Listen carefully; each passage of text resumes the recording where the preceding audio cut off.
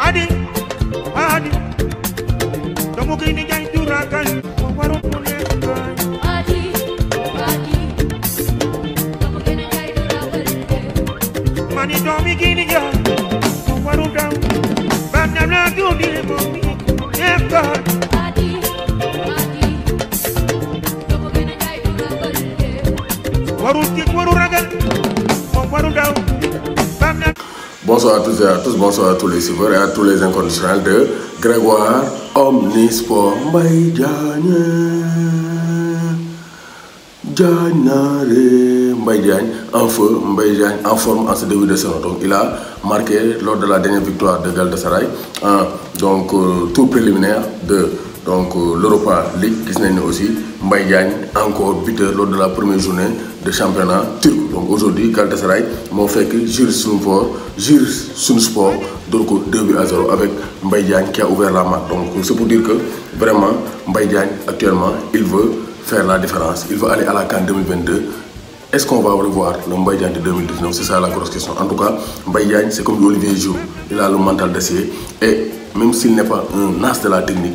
c'est un excellent buteur. Donc en tout cas, il faudra compter sur Mbaye Diagne cette saison. Donc Younous Sangaré, un national sénégalais qui a rejoint Giresunspor, a joué, mais il n'a pas pu éviter la défaite des siens face à Galatasaray. Donc information moi, le tirage au sort de la Coupe d'Afrique des Nations. Donc tirage bi, ça sera demain, mardi 17 août à 18h. GMT, c'est la cérémonie qui commence. Donc si vous avez les 3 équipes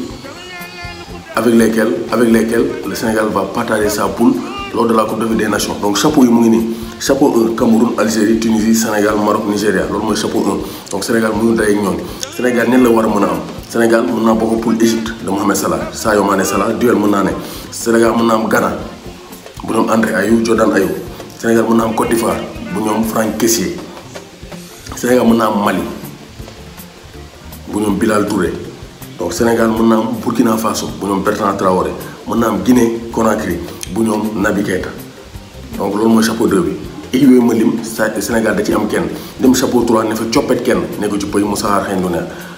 chapeau 3 bi Cap Vert Sénégal mën na ko am Gabon bu Aubameyang Mauritanie mën na koo am bu Camara. Donc Sierra Leone aussi mën nañ koo am mën nañu aussi Zimbabwe mën nañ am de même que Guinée-Bissau. Zimbabwe mooy donc ñoom Bilat donc ñoom Karsandé donc ñoom dayoon nañ en 2017 mën nañ leen dayowaat ak ñoom en 2021. Guinée-Bissau aussi mën nañoo bokkaat ak ñoom poule même si ñoo bokkoon éliminatoire. Donc chapeau 4 bi Malawi mooy les équipes les plus faibles Malawi, Soudan, Guinée équatoriale, Comores, Éthiopie ak Gambie. Donc Sénégal mën naa bokk poule Gambie, Mauritanie, Guinée ak kii di Côte d'Ivoire.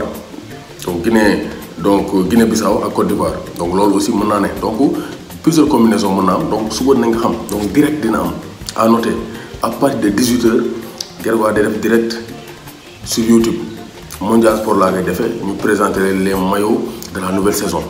avec le maillot de Lionel Messi, maillot original. Donc demain ça sera avec Mondial Sport donc en direct sur Grégoire. Donc on va analyser le tirage au sort des poules de la Coupe d'Afrique des Nations. Donc justement Coupe d'Afrique des Nations boobu Aliou Cissé mu ngi koy préparé mais Aliou Cissé donc il n'aura pas beaucoup de temps parce que Aliou Cissé donc il aura à peu près 2 jours pour préparer la rencontre. Aliou Cissé ba léegi joxegul listam man Aliou Cissé xawma lan lay xaar parce que Togo joxe nañ seen liste Paulo Duarte joxe na listam et Diéné, Haïté, Bédou, Laba tous les cadres togolais sont présents dans sa liste. Mais Aliou Cissé nag joxegul listam te match bi ça sera donc en début septembre. Donc c'est un match à ne pas rater. Le 1er septembre, on aura le match Sénégal-Togo. Donc un match comptable pour les phases allées des éliminatoires de la Coupe du Monde 2022. Donc dans un contexte de reprise de championnat, donc Aliou Cissé gars yi duñ teel a libéré joueurs yi. Donc joueurs yi dañ leen di libéré à compter du 29 août. 29 août week-end boobu moom lañ jàpp sax pour démarrage Lionel Messi avec le Paris Saint-Germain. 29 août la ñuy libéré joueurs yi 29 30 31 août après 1er septembre ñu joué match. Donc ça sera très très court moo tax Aliou Cissé donc am na ay certitudes 4-2-3-1 bi ce sont des certitudes parce que équipe bi joué dernièrement match amicaux yi je ne pense pas que groupe boobu dina changer lu bari li muy changer lu bari donc il va reconduire après les mêmes joueurs donc Aliou Cissé il n'aura pas beaucoup de temps pour donc vraiment donc tester des joueurs donc je pense qu'il va reprendre le même groupe et essayer donc dans un délai très short donc de faire la différence et de s'imposer face au Togo parce que une victoire lañ bëgg pour lancer notre campagne donc Ismaïla Sarr démarre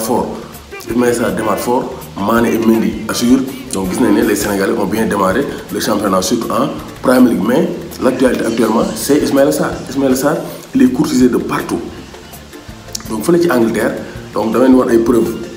des tweets qui montrent que Ismaïla Sarr c'est le chouchou actuellement du public anglais donc Ismaïla Sarr est donc aimé et réclamé par les fans de Tottenham et de Liverpool parce que Liverpool Klopp neen du def renfort mais Klopp bu def renfort mën naa amaat problème tout au long de la saison parce que Mané Salah fi mu ne wala Mané donc Salah Diogo Jota donc mën na limite foog nga am yenn joueurs yoo xam ne dañ mën a def différence en cas de blessure en cas d'absence parce que en janvier 2022 Salah Sadio Mané mais Ismaïla Sarr c'est un Sénégalais ñun ñëpp dañuy dem donc Liverpool nañu am d'énormes problème pour la CAN 2022 ça c'est vrai que Liverpool na am d'énormes problème man Klopp leen di recruter mais Salah ak Sadio Mané bu ñu demee attaque bi dina wàññeeku lu bare donc ça Ismaïla Sarr 23 ans qui a été buteur lors de son premier match en Premier League donc retour en Premier League un but une passe décisive actuellement il est pisté par donc beaucoup d'équipes Tottenham Liverpool Manchester United mais gis nañ ne ak Sancho Sarr pour mu dem United day xaw a compliqué mais Sarr est bien visé par les fans par Tottenham actuellement en cas de départ de Harry Kane il faut que ñu renforcer seen attaque bi Nuno Espirito Santo am na vraiment des yeux donc sur Ismaïla Sarr donc fan yi moom bëgg na Ismaïla Sarr ñu ne Adama just missed the easiest chance to score Sarr is clear ki dafa ne Adama Traoré moom day raté moom li gën a yomb lay raté mais Ismaïla Sarr moom il est létal day dugal who would you take at Spurs Adama or Sarr personally I think Ismaïla Sarr caused a lot of problems at goal but Adama is just best donc nee Adama bett la il est physique parce que Nuno Espirito Santo koo xam ne Adama Traoré yoon na ko Wolverhampton donc dafa am tendance pour beaucoup indi parce que généralement joueurs équipe bi entraîneur noonu la ñuy def mais supporter Tottenham yi nee nañ on veut Ismaïla Sarr parce que il est beaucoup plus donc décisif et il est beaucoup plus donc vraiment fin devant le but donc moom lañ soxla mooy Sarr is shredding Villa if you want a proper right winger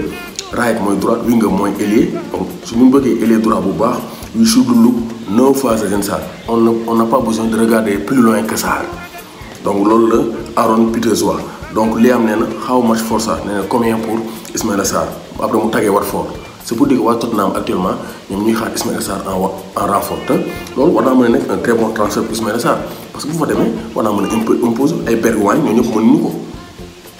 donc vraiment donc war naa mën a nekk donc vraiment un tremplin pour Ismaïla Sarr dem Tottenham toj ko et pourquoi pas aller au Real ou bien au Barça ou bien donc à Chelsea pourquoi pas donc Villarreal et Boulaye Dia tenu en échec par Granada donc dañoo nul 0 partout Boulaye Dia n'a pas marqué son premier but en Liga espagnole donc ça c'est très clair donc gis nañu aussi Pape Matar Sarr actuellement il est visé par plusieurs donc clubs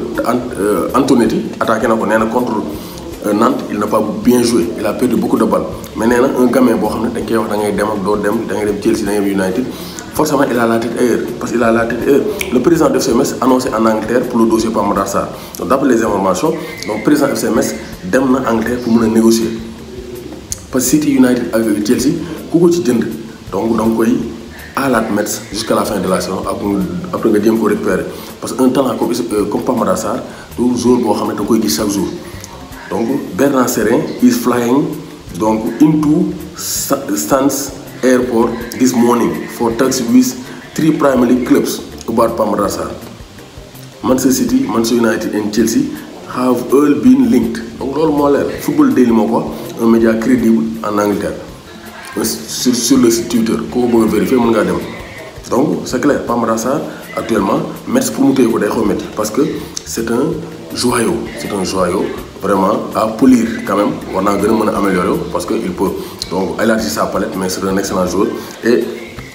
vraiment gars yi ñu ngi koy xaar bu baax a baax donc pourquoi pas un transfert avec un prêt mu égaler saison ak Metz avant de s'envoler en Angleterre en tout cas président bi dem na donc d'après les informations Angleterre pour mën a négocier donc Sofiane Diop moom donc d'après les informations RMC gars yi wax nañ ko aurait dit non aurait la ñuy wax parce que tant que liste Maroc génnagul ba ñu gis turu Sofiane Diop duñ ko gëm on prend le conditionnel, le français est clair, aurait dit oui au Maroc. Donc loolu la information yëpp joxe donc fédération royale marocaine de football donc nag communiqué wu ci mais dinañ génne seen liste bientôt parce que l'élimination day démarrer. Donc ils vont jouer face au Soudan et à la Guinée en septembre. Donc on va voir si Ali Lozic et le Maroc ont réellement convaincu Sofiane Diop de jouer pour le Maroc. Ñu koy nee ne Sofiane Diop mais boo xoolee nga xam ne am na ay racines naar yaayam naar la papaam sénégalais mu juddoo France donc mën na jouer ak ñetti pays yooyu mais gis nañu France dafa serré même ñoom Oussem Aouar ay Nabil Fekir ñu ngi toog ci banc bi mun ñoo sax jouer donc le plus judicieux Coupe du Monde 2022 baa ñëw CAN baa ñëw c'est un bon moyen pour les jeunes joueurs de jouer de grosses compétitions. Sénégal ñu ngi ko doon wax ñu ngi ko doon annoncé Aliou Cissé indi nañu Abdou Diallo Fodé Ballo-Touré Nampalys mais ñu ngi doon xaar kii di Sofiane Diop qui est un joueur talentueux mais d'après les informations Maroc moo amagum la main sur le dossier mais on attend de voir la liste officielle du Maroc pour confirmer si oui ou non Sofiane Diop a choisi les Lions de l'Atlas à la place des Lions de la Teranga. Donc Gaynde Njaay warul tiit warul ragal Paul Pogba man seet laa sol ni ku ko bëgg mondial sport rek nga jëm donc Paul Pogba nee il est prêt à aller jusqu'au bout de son contrat te bu demee 2022 moom Mbappé yam ils vont partir libre parce que seen contrat day en 2022 comme ça Pogba bu ko neexee dem Paris bu ko neexee dem Real tant que prolongé il peut choisir le club qu'il veut. Mbappé aussi d'après les informations il va aller voir Nasser El Khelaifi pour ne ko je vais partir damay dem donc soit dañ may bàyyi ma yeggal sama année de contrat soit ngeen jaay ma nga am indemnité moo tax y a de fortes chances Mbappé quitter Paris Saint-Germain dem Real Madrid bu newul saison bii nekk saison prochaine parce que Mbappé envisagé wul prolongé donc Gaynde Njaay warul tiit warul ragal Jordan Henderson donc va prolonger son contrat avec donc les restes de Liverpool. Donc Varane a été présenté donc il peut même démarrer il va bientôt démarrer sous le maillot de Manchester United numéro 19 lay sol numéro bu mu démarré avec le Real Madrid en 2011 numéro 4 bi la woon laaj mais Phil Jones moo ko ne joxuma la ko je te donne rien ay duma la jox sama numéro 4 moo tax Varane numéro 19 lay sol fële ca Manchester United. Donc à demain 18h direct édition spéciale tirage Coupe d'Afrique des Nations 2022 qu'on doit remporter coupe la ñu bëgg Sénégal coupe la ñu bëgg.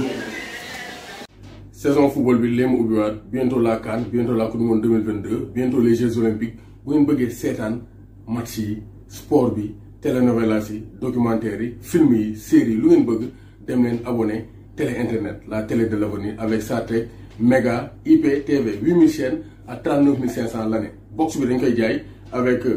donc 30 000 francs abonnement bi 39 500 muy 69 500 année bi yëpp ngay seetaan chaîne bu la neex dootoo fay dara boo amee Smart TV abonnement bi rek ngay jënd à 39 500 donc télé internet la da ngay wifi sa kër mu koy doxal donc c'est la télé de l'avenir. Vous abonnez sur Satek Méga IPTV contactez le 77 535